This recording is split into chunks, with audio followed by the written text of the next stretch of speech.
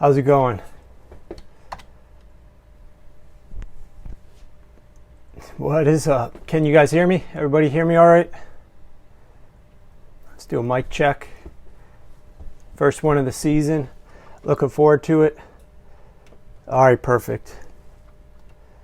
Let's see if we can get this. All right. All right, so we are going to be joined by Evan Silva yet again. This is going to be a lot of fun. Definitely looking forward to breaking some of this stuff down. You know, one of the games that nobody ever talked about, we're going to talk about here. I haven't heard anybody talking about the what Derek Carr and the Raiders did yesterday, which everybody's on John Gruden, and rightfully so for some of his decision making, but that was quite impressive. Before we get started here, let's go ahead and a couple of announcements. First and foremost, sharpfootballstats.com, free live box scores that update every single evening after the game. So I highly recommend checking that out. There's tons of research. Almost everything that you're going to see in this presentation comes from Sharp Football Stats that you guys can research yourselves. So you can look at it, just scroll through. There's tons of different pages to go to. Highly recommend that. Also, sharpfootballanalysis.com. That's my prediction website. And with that said, let's go ahead and get started here. Everybody talks about the old establish the run, but it's really establish the lead. I mean, that's really what it should be. Today's NFL is all about winning games, and it always has been. But far too often, everybody's caught up in the past of establishing the run. The reality is, if you look at the 5 most run-heavy teams on first down in the first half so far this year, here those teams are. You've got the Titans, the Texans, the Cowboys, the Chargers, and the Browns. Now, only one of these teams is actually very good, and that's the Chargers. But if you look at all of these other teams, you know, you got a lot of middling teams with a lot of questionable quarterback play. These are the teams that are establishing the run. And Jason Garrett goes and says, hey, what makes our offense so conservative? This is what makes your offense conservative, Jason Garrett. Running the football too much on first downs in the first half, this is what scared teams do that are stuck in an old school mentality of establishing the run. So I'm going to walk through 2 games where we're going to be able to see that. And I don't know, can you guys even see this? Are these words coming in clear? It looks a little blurry on the screen. Hopefully they're coming in somewhat clear for you. But the Patriots tried to establish the run. A little fuzzy? Yeah, that was what I was concerned with. I'm not sure how we can fix that. Oh, I got an idea. Let me try this out. Bear with me. Let me drop this. Maybe this will work. All the way down. Is that any better? It's hard to say. Better now? All right, a little bit better. Hopefully, maybe I just need to brush off the monitor. Way better? Okay, perfect. Good enough? Okay. All right, so the Patriots tried to actually establish the run against that game with the Jaguars. In first downs in the first half, they ran the football 57% of the time, and they only gained 3.0 yards per carry and a 38% success rate. Now, Jacksonville Jaguars, they actually passed the football 63% of the time on first downs in the first half. Now, they did not have Leonard Fournette there, so they didn't have any reason to worry about getting too run heavy, which is what they've done in the past. They've been a very conservative team with Leonard Fournette there, but when they pass the football, 9.6 yards per attempt and a 75% success rate. So ask yourself, how are you competing? How are these two teams competing with one another? 3.0 yards per carry versus 9.6 yards per pass. A 38% success rate versus a 75% success rate. It really isn't even close. But that's what Jacksonville did, and that's how they built the lead. Another game, and this one was funny because we saw what happened in week 1. Right? Denver threw the football a lot. And Denver tended to, and maybe I just need to turn off some of these other monitors. That could help things too. I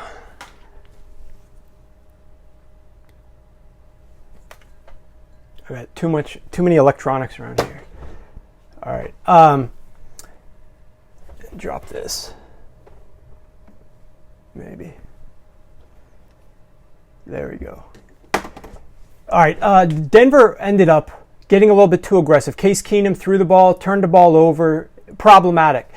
So what they did in week 2 is exactly what their head coach loves to do. Vance Joseph loves to run the football, and he loves to run the football far too much. So what they did is they said, we're going to come out, we're going to establish the run.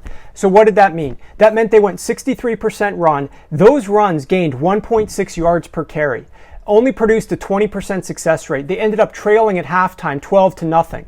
Now compare that to week 1, where they actually had a 17-10 lead at halftime. They went 63% pass, the exact opposite of what they did in week 1, and 10.3 yards per attempt and a 75% success rate. So this is how you build the lead in a game. This is how you establish the run in a game.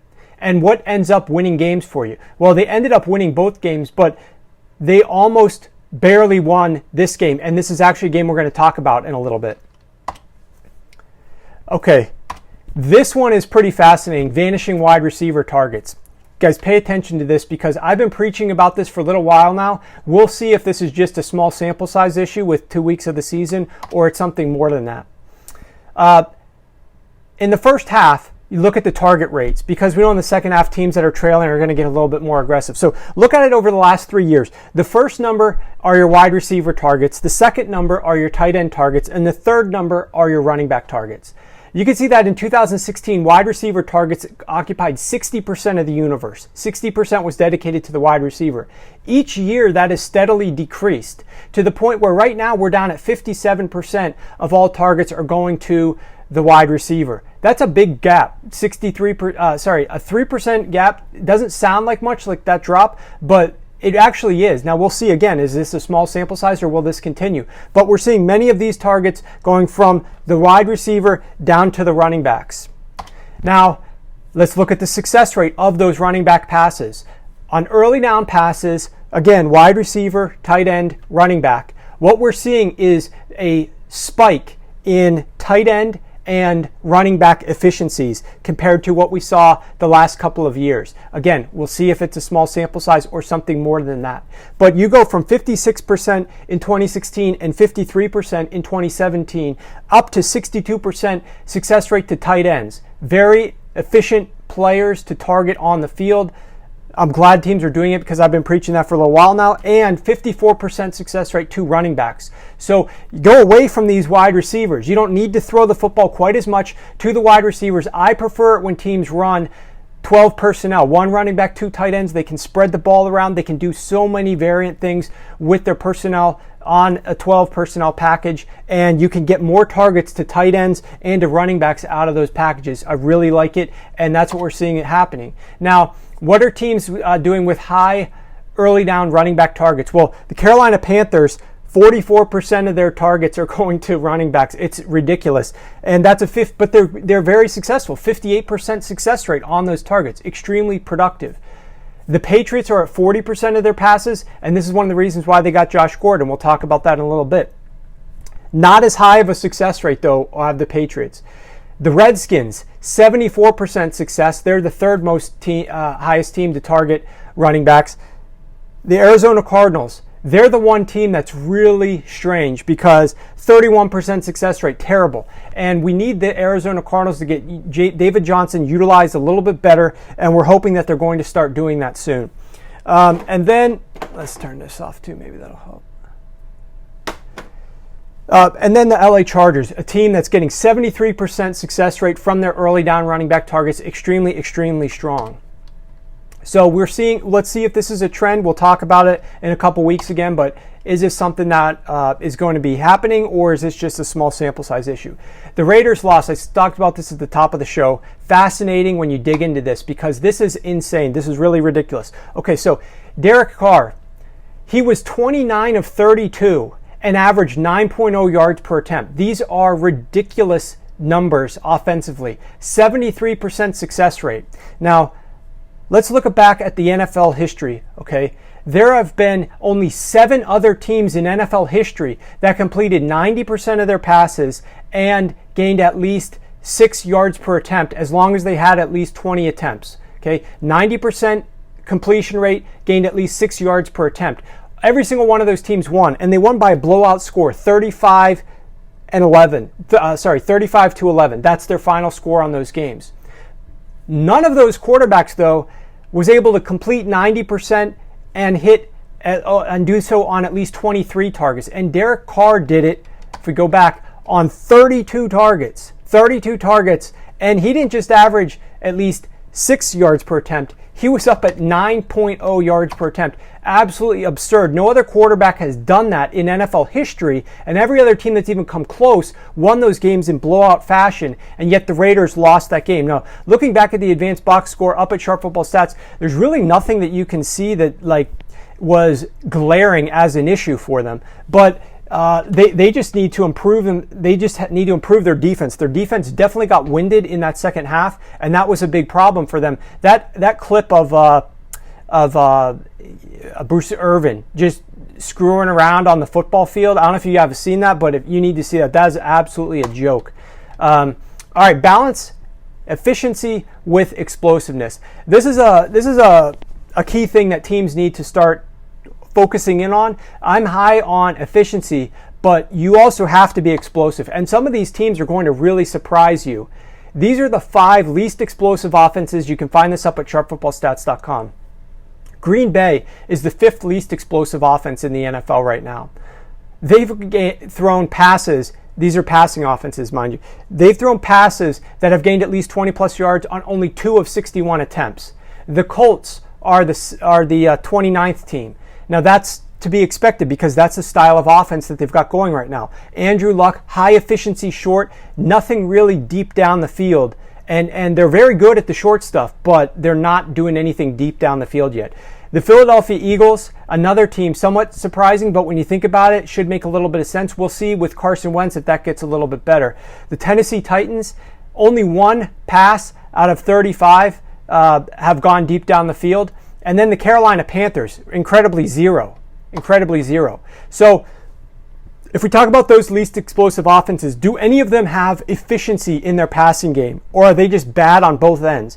Green Bay is middling with their success rate when they throw the football, 18th in the league. The Colts have a very good success rate. The Colts and the Panthers, 2 teams that are not very explosive, are very successful, high percentage shorter passes. They're not really producing big gains, but they're being very efficient. But these other 2 teams, the Eagles and the Titans, we should be concerned about. We should be concerned about their overall passing offense. Now, we got Carson Wentz back, so that's going to change things. But in Tennessee, Marcus Mariota still needs to show us something. We'll see what's happening with his hand. Hopefully, that's going to be something that gets better, the nerves there. But that's an issue, and hopefully for his sake, he gets better.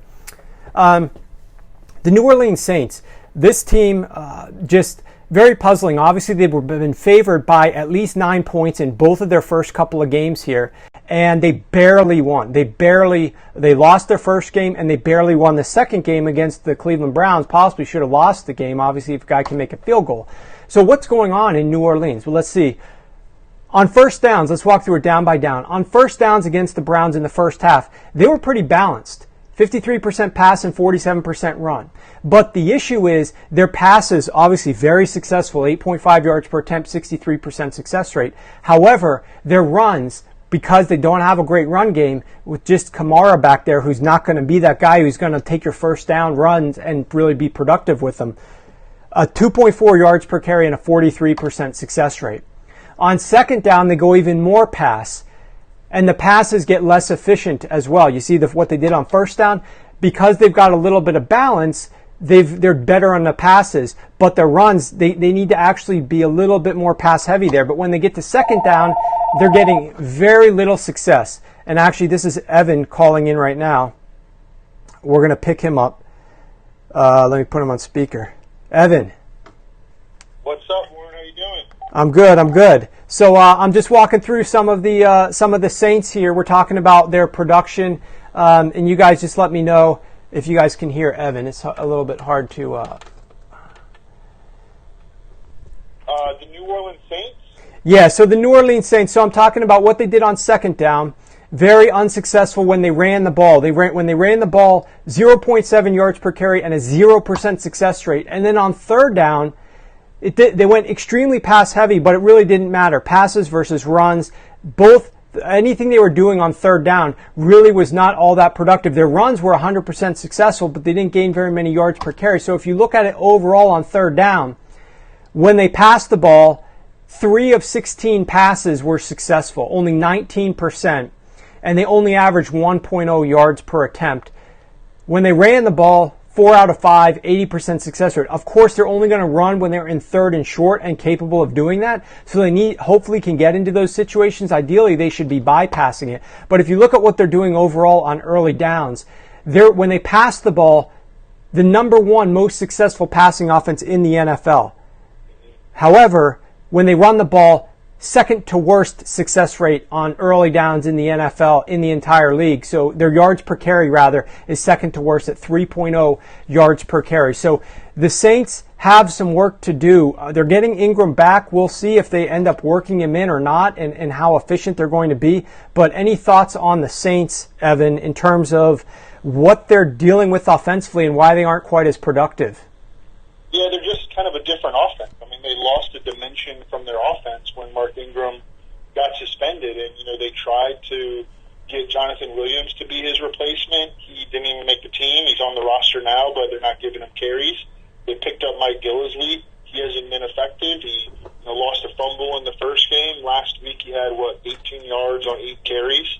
So they're missing a dimension from their offense. But I also want to give credit to the Browns, because they do have a strong interior defensive line. The second-year defensive tackle Larry Ogunjobi had a really good day against Max Unger, the Saints center. He flashed a little bit in the Week 1 game against Maurkice Pouncey, but I think Maurkice Pouncey kind of got the better of him in that game. But this past week, Larry Ogunjobi was a monster. He had a couple of sacks, almost had a third sack as well, but I think it was taken back by a penalty. But I think that the Browns do deserve some of that credit. But, the Saints are definitely missing an element from their offense. And I think that they need to continue, until Mark Ingram comes back, they need to continue to be a pass-first team on early downs, because their personnel suits that. Alvin Kamara has great explosiveness, but he's still, primarily like a receiving-oriented back. He's not, and this shows up in their usage of him, he's not someone that they want to give the ball 20 times a game on the ground. They know how to use him, and they'll continue to use him optimally. They did kind of escape with this victory. Who do they have in Week 3? I can't remember off the top of my head. They got the Atlanta Falcons, so they should have a lot of success throwing the football to Kamara on early downs, just like the Christian McCaffrey did last week. So we talked about that extensively on the podcast. How big of a deal that was on the Friday or Saturday podcast. How big of a deal that was, missing Deion Jones and Keanu Neal. PFF Scott Barrett had a great statistic on Deion Jones. He faced the third most. He was targeted the third most on running back targets in the entire NFL last year. And so losing him, ripping him out of the offense, it's no surprise that Christian McCaffrey goes on to have a big day receiving. And now this week they're facing Alvin Kamara, as you mentioned, and then next week the Falcons, the week after that, in Week 4, the Falcons will face Giovanni Bernard. So they have a long list of receiving-oriented backs that they're going to have to deal with without their most critical passing game running back defender. Absolutely. So now let's talk about that game, and actually let's spin it to the other side of the ball, and let's talk about Steve Sarkisian and what he did in the red zone.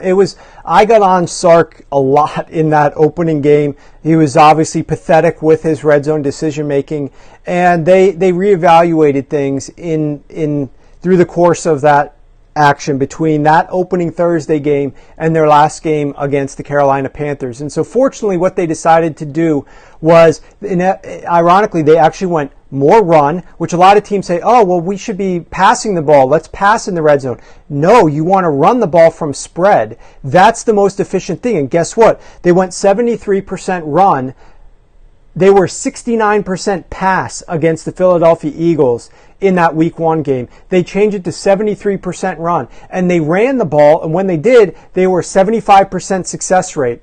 They also were extremely good when Matt Ryan threw it. Only 3 passes, but all 3 were complete. 2 touchdowns, 1 to each personnel, a tight end, a wide receiver, and a running back.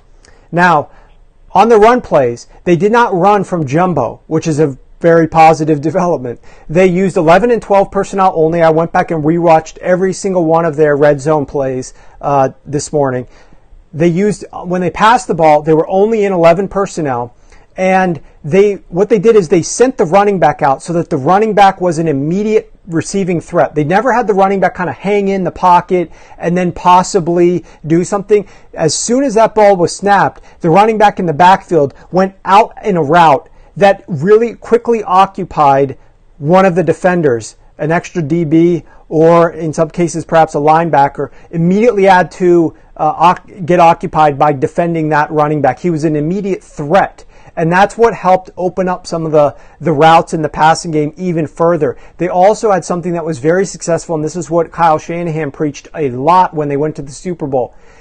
You make the defense defend everything on that field, every blade of grass from sideline to sideline. So they had Matt Ryan. He ran it twice. Once was a quarterback sneak, an extremely efficient play call near the end zone when you're going for short yardage. He also had a run play where, look, they defended the receivers quite well. Nobody was open, so he took off and ran it. And it wasn't just like a 5-yard run either. It was like a 13, 14-yard run that he scored a touchdown on. So they were making that defense defend everybody. They were creating conflict amongst the defense, and a significant, substantial improvement, in my opinion, in what they did in the red zone. Now, let's talk about a subject I'm going to get pick your brain on a little bit, Evan, because I know you got some research on it, and this is Josh Gordon going to the Patriots. Now, I'll just throw out a little bit of context to you, and then I'll let you take the floor. But Josh Gordon, in 2017, the Patriots had the number 2 most explosive pass offense in the league. In 2018, they've been at league average. In 2017, the Patriots threw 24% of their passes to tight ends. Tight end being like the best player on the team is Rob Gronkowski. In 2018, even though Gronk is clearly still their best weapon, just 20% of targets have gone to tight ends. Why? The defense is covering Gronk differently than they have in the past. They realize there's no real threats on the outside, so they're defending Gronk in a different way. And if you watch the broadcast of the game yesterday, you would see Tony Romo illustrate some of the things that the Jaguars were doing that's very unique in terms of how they were covering Gronk. In 2018, the Patriots are throwing just 41% of their passes to wide receivers, the lowest rate in the NFL. So they have nobody there that's going to concern the defense. But now they've got Josh Gordon. Now, we don't know what Josh Gordon's going to give, how quickly he'll assimilate himself into that offense, whether he'll stay on track. Everybody's, I'm sure, hoping for the best. I, of course, am, because I want to see a player do well for himself, and I love to hear success stories. So I hope that he does well. But we don't know what he's going to do in terms of his personal behavior and that sort of thing. But we know that the Patriots need a player like him. We also know that it was pretty ridiculous for the Browns to come out and say, we're not going to trade this guy to the AFC, I presume because they don't want to have to face him, they don't want to make any other teams good in the AFC. And then guess what? We got a good offer from the Patriots. So let's just prioritize that over winning. And let's just give the best team in the AFC. I mean, that's up for debate this year. We'll see. But this team, the Patriots, have been to 7 consecutive AFC championship games. Let's give them this really great receiving weapon. I thought that was hilarious of the Browns front office. Pretty comical. But talk a little bit about your opinion about this trade and what you think Josh Gordon brings to the Patriots. Yeah, the Browns have also given the Patriots a critical role player on the middle of their defense, Danny Shelton, and their best cornerback from last year, Jason McCourty. They gave him for nothing. They gave him for third-day pick swaps, which is just giving another team, some of your best role players, just to make moves almost. I guess I don't really know what the Browns are thinking. I totally agree with you that adding another, just a big-time threat is a way to attract attention attention away from Gronk, and just to have another guy out there to account for. I mean, Phil Dorsett had a nice week one. He's not, ripping the lid off. He had 7 catches for 66 and a touchdown. I think that he's come a long way as a player from looking like a real bust his first couple of seasons in Indianapolis, but he's not really, like the Jaguars will have AJ Bouye on him, and no problem. They're not worried about that matchup. And then Chris Hogan is really good as a role player, and he's very good in the red zone, and he catches everything. But he's another guy that he's not necessarily like a dynamic, a guy who's going to like change your coverage because he's out there. And Josh Gordon has the potential to be that. So I think that there's no question that that's one of their thinkings behind that. And, as soon as week 5, their 11 personnel, 3 receiver, 1 by 1 tight end set could be Josh Gordon and Chris Hogan on the outside with Julian Edelman in the slot and Rob Gronkowski at tight end. And, optimally, if everyone's on their best behavior and, everyone's healthy and everything's clicking, I mean, that's one of the best 11 personnel packages that any team could trot out. Right. No, I agree. It's going to be very dangerous, I think, for some of the teams around the league once they get Josh Gordon going. All right, so let's talk about tonight's game. Okay, tell me a little bit about a matchup that you think could determine the outcome of tonight's game. Well, there's a matchup on each side that intrigues me. First of all, Seattle is without their 2 stud linebackers, KJ Wright and Bobby Wagner, and just massive losses. I mean, especially against the Bears team that is pretty good up front. And I think that the way that the Bears need to approach this game, because their passing game just really it's not in order. They're installing a new offense. It's not hitting on all cylinders yet. They barely played their starters in the preseason. As we talked about I can't remember when we talked about that, but we noted at some point that Mitchell Trubisky was 22nd among all quarterbacks in projected Week 1 starting quarterbacks in snaps played during the preseason, and that was especially stood out because the Bears had 5 preseason games because they played in the Hall of Fame game. So you would expect Mitchell Trubisky really to be among the league leaders in preseason snaps because, hey, they're putting in this new offense. They have all new weapons, but that wasn't the way that they approached it. They wanted to keep their guys healthy, and no surprise, in Week 1, their passing game doesn't really come out looking too good. I think that until they start to work out some of those kinks in the passing game with just everything is new and they don't have, game reps under their belt, they need to feature Jordan Howard. And I think that this is a great opportunity to do that. They're at home. They're favored. They're facing this significantly shorthanded defense. And I think that we should see a lot of Jordan Howard tonight, and that can be a matchup that determines the game. On the other side, no Doug Baldwin for Seattle, and Ryan McDowell he writes a bunch of stuff for Roto-World. He's a big Dynasty League guy. He noted that this will be Tyler Lockett's first ever game played in 47 career games without Doug Baldwin. And Tyler Lockett's going to move right into that slot receiver role, and that has been highly, highly targeted by Russell Wilson. And it's also a good matchup. If you think back to the Week 1 game, Randall Cobb had a monster game. He's the Packers slot receiver. And then Bryce Callahan, the Bears slot corner, he was targeted 6 times in that first game, allowed 6 completions. He's playing tonight, but he's playing through an injury. So I'm very intrigued to see how does this go with Tyler Lockett. I'm running Tyler Lockett, and I also have some skin in the game here because I'm running him in a one of my high stakes leagues. I need him to outscore Allen Robinson by 7 points tonight to get the win. So I have high hopes. I do like the matchup. I like the opportunity. But I think that from a real football standpoint, that is going to be, with Doug Baldwin likely out multiple weeks beyond this, they're going to need production from their receiver core because their defense isn't good and their running game has been it's been shaky so far. Yeah, no, it definitely has. Now, one of the things that I'm most fascinated to watch from this game is what happens after that script runs out, because to put things into perspective, and again, guys, you can go to sharpfootballstats.com, look at the advanced box score, you can find all this out. Mitchell Trubisky, he started the game great. Obviously, they marched the football right down the field. I was tweeting out some of the stuff, and by the way, if you guys are listening to this on replay, or you get an email link to it, you can follow me on Twitter at sharpfootball. You can follow Evan on Twitter at Evan Silva. From the second quarter onward in the game week 1, Mitchell Trubisky averaged just 2.3 yards per attempt, recorded a 28% success rate, and delivered a 60.9 passer rating.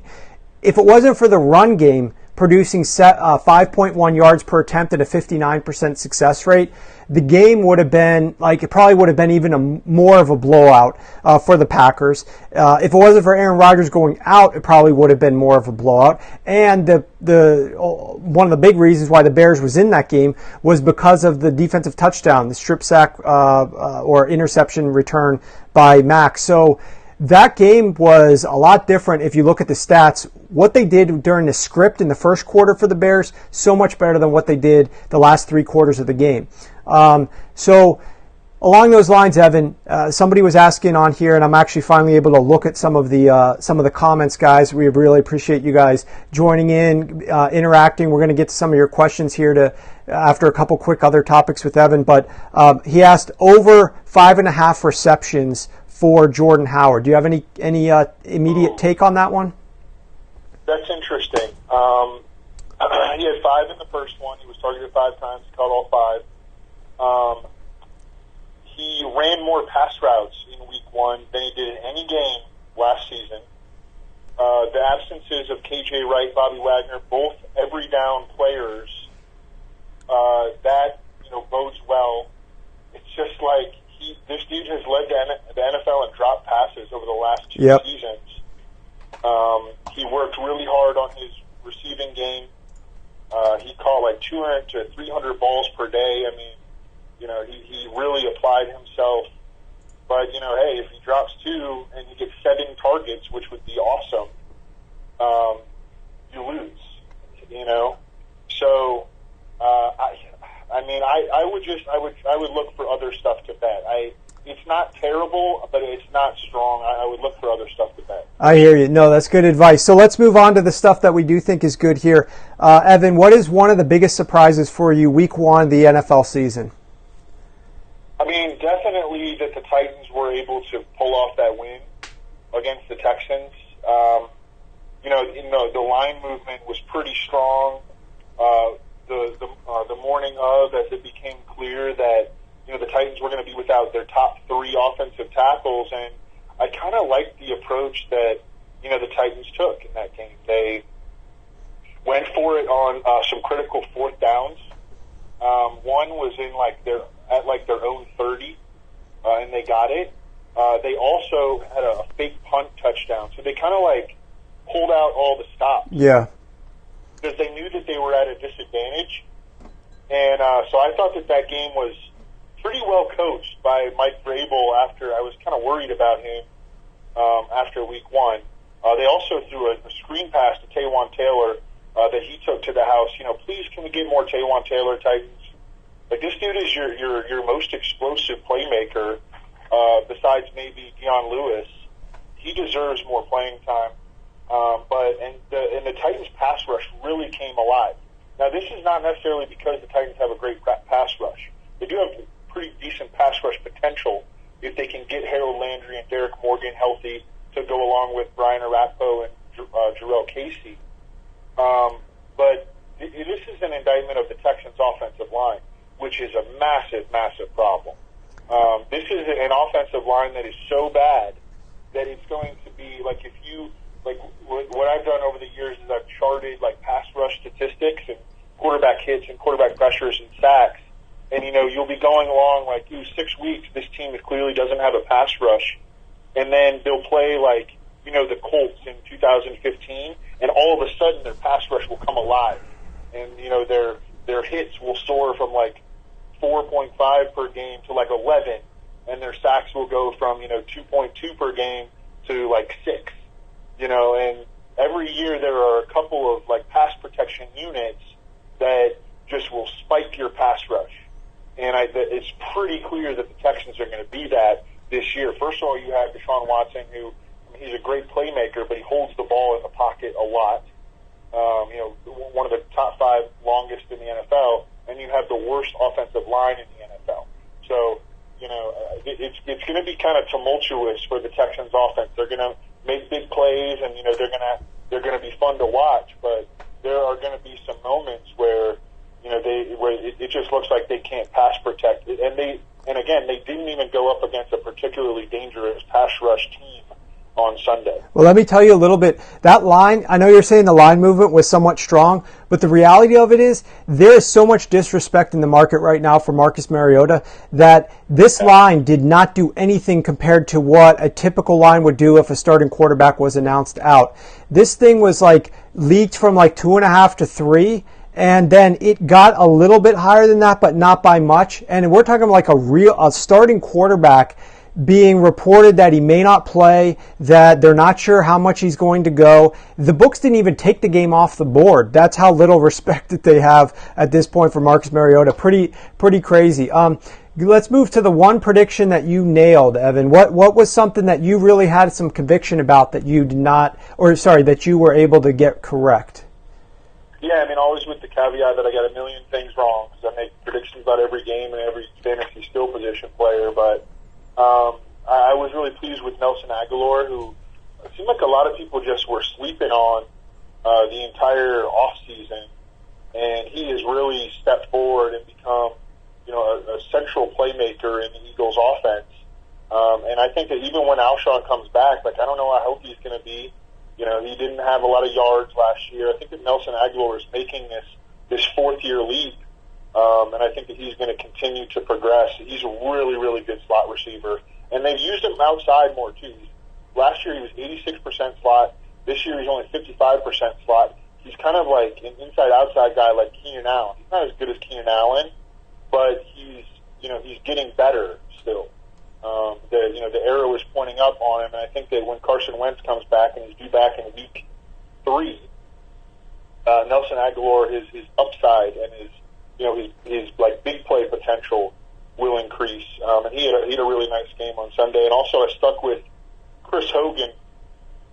Everyone was down on him because he wasn't good in week 1, but I stuck with him as like a DFS tournament play. Kept him in all my lineup. People were worried about the matchup with the Jags. Got a little lucky with that late game touchdown, but that's why you draft Chris Hogan is because he scores touchdowns, and he scored a couple of touchdowns, had over 40 yards against the best pass defense in the NFL, and he won me, he helped me win a little bit of money, and he was great on all my season long my dynasty teams. Excellent. Okay, last one, and then we'll take a couple questions here. What is the one player or team that fell short but you think might bounce back this week? I think that the easy answer is the Patriots going to Detroit after losing at Jacksonville. I think that they should shred this Lions defense. Right now they're a 6-point favorite in that game, upwards of 6.5 at some spots. Yeah, they should absolutely shred. They should crush that, but that's kind of a gimme. The one that I'm interested in will be Philadelphia. I expected them to play better in week 2 at Tampa Bay. They weren't terrible, but giving up that bomb to Deshaun Jackson for 75 yards on the first play from scrimmage, that wound up like essentially costing them the game. And they missed Jay Ajayi for the first half, like essentially the entire first half. Jason Peters played like 8 snaps. They have been wrecked by injuries, man. They came into the season, they went through the season, no Alshon, no Carson Wentz. They lost Mike Wallace for the year. They're the most injured team in the NFL right now. And now they're going back home. They're getting back Carson Wentz. What is he going to look like in his first game? How is he going to perform? Are they going to have Jason Peters? They're definitely not going to have Mike Wallace. Can any of these? I thought they needed to go get Josh Gordon. I thought that he would have been a great addition to them, but they're going to run out at outside, or with Aguilar being the main guy. But their other receivers are going to be like Kamar Aiken, DeAndre Carter, and Shelton Gibson. That's a problem. And then Dallas Goedert, who had a great preseason, second-round pick, he played behind Josh Perkins, like a practice squad type guy, last week. I mean, Dallas Goedert was invisible. Josh Perkins had 4 catches for 57 yards. So, what's going on with Dallas Goedert? This team is, they just won the Super Bowl. Obviously, they have a ton of talent, but they have taken so many injury blows that they're nowhere near the team that we saw for all of last season. And they've got, they need to start getting some good fortune, get some guys back healthy, and hopefully Carson Wentz can come back and play near the level that he did last year.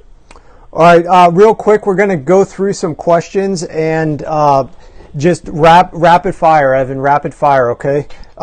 So somebody wants to know your pick for tonight. I will preface this by saying that there's nothing more I believe in for you guys that are just starting to bet games to just play a game just because it's on TV. I do not have a game tonight, did not release anything to my clients. I'm doing nothing on the game tonight. I'm actually working. I didn't even sleep last night, was up all night working. I'm going to continue to work tonight on stuff for the Sharp Football Stats website. So I'm obviously going to be watching the game, but I'm not betting it. Do you have anything on the game tonight, Evan? No, I wouldn't bet it either. I think it's like a 43.5 total and 3-point spread. Is that right? I haven't looked at it today. It's 4.5 points to 5 points. Some late money's come in on the Bears, and it's a 41.5 to 42 on the total. Yeah, I mean, I would probably take the over if I was going to bet anything, but I wouldn't bet anything on it. But I don't know. That's interesting. Though I thought it was like as of Friday, I thought it was like a 3-point spread, so it's definitely taking some money toward the Bears. All right, so let's see, Evan. What people want to know? One-word answers here, or one-sentence answers. Should they drop DJ? Who? DJ, David Johnson. I'm just repeating the question. No, dude. No. Okay. Look, you downgrade him to like an RB2/flex. He's got some really good matchups coming up. Don't drop him. Okay. Let's see. Which Patriots wide receiver has the most traits in common with Gordon? I don't even know what that question really means. Like who loses the most? I mean, okay. It's not even necessarily a lock that Gordon's going to come in and get more targets than Philip Dorsett. Okay? He's not going to be heavily targeted like he was, during his monster year. I wouldn't look at it like that. He's not going to come in and get 14 targets a game. That's not happening. Right. Okay. Let's see. Thoughts on the Niners offense?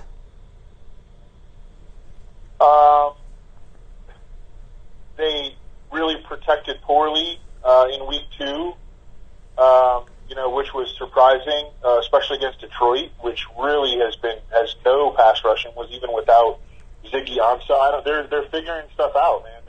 They're figuring stuff out. How much trouble are the Steelers in?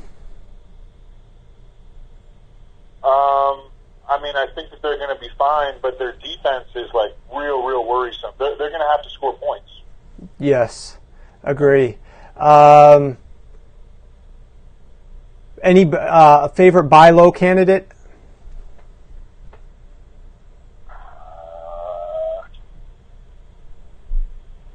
I guess I can't really think of anything off the top of my head. Sorry. Any idea when you think we should see Josh Rosen? Oh, Kareem Hunt is a buy. Kareem Hunt is a definite buy. Josh Rosen, I'm just hopeful that it's sooner rather than later. I don't know what's going on that he's not in there right now. Guys, I'm not going to tell you, we're not going to go over your individual PPR league questions with Evan. Let's keep it to generalities so that everybody can benefit from it. Is Eli the quarterback for the Giants next year? I mean, he shouldn't be the quarterback for the Giants this year, unfortunately. Did the Broncos underperform, or are the Raiders better than they looked in Week 1? That's a good question. Yeah, I mean, usually the answer is definitely like somewhere in the middle. Right. I do like the Broncos, though I think that they're a better team than the Raiders.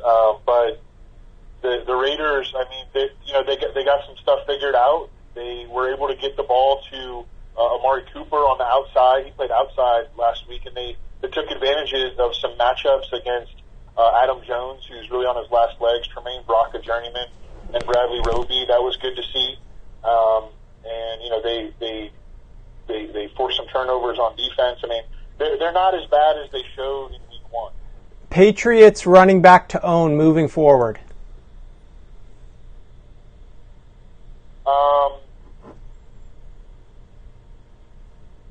It's going to be a week-to-week deal, and we're just going to have to kind of feel it out. You know, I think that's a good. I love Rex Burkhead, and I was taking him in the 5th and 6th round, but people started taking him in the 4th round, and I mean, I couldn't even take him there. And I love Rex Burkhead. I started taking a bunch of James White, like in the 9th round.